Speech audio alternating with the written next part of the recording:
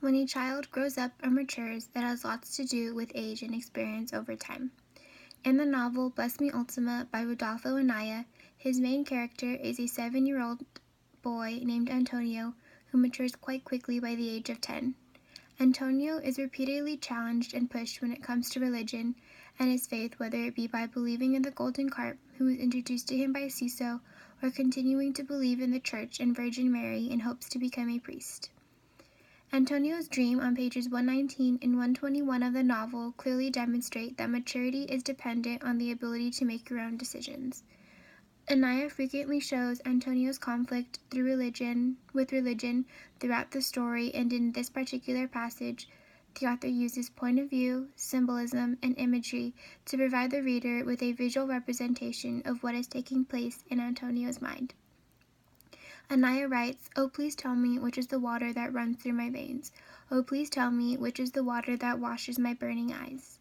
Antonio looks for answers through his elders on what he should believe in, but in reality, he is the only one that can make that decision.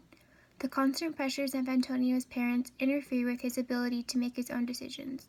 For example, the author uses the voice of Tony's father to argue with his mother about Tony's true destiny. "Lies, lies," my father laughed. "Through your body runs the salt water of the oceans. It is the water which makes you a Morez and not Luna. It is the water that binds you to the pagan god of Ciso, the golden carp." Cultural conflicts have remained frequently present for Antonio, such as whether to follow in the footsteps of a Morez or a Luna, and whether to believe in the church or the golden carp. Antonio's inability to please both his mother and his father cloud his judgment and his beliefs. Antonio must be the one to decide for himself his true path in religion. Growing up, a child will face many obstacles, but their maturity and independence is formed with the decisions they make for themselves and not the decisions they make in search of approval from someone else. Ultima says to Antonio, "As you grow into manhood, you must find your own truths."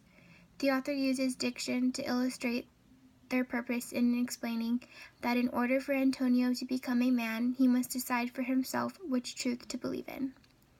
At the end of the passage, the author uses Ultima to show Antonio that the real truth is that both sides rely on each other. She becomes the piece in his mind that says, "The waters are one, Antonio." I looked into her bright, clear eyes and understood the truth. Anaya uses imagery to illustrate Antonio's dream and the conflict between what he wants and what his parents want him to be. In the end, it will be up to Antonio to choose if he wants to follow his mother's side, which resembles the Virgin of Guadalupe, his father's side, which resembles the golden carp, or trust Ultima in the idea that the waters are one and bonded to one another. Antonio's ability to mature at such a young age has a lot to do with the cultural pressures of his family and with religion.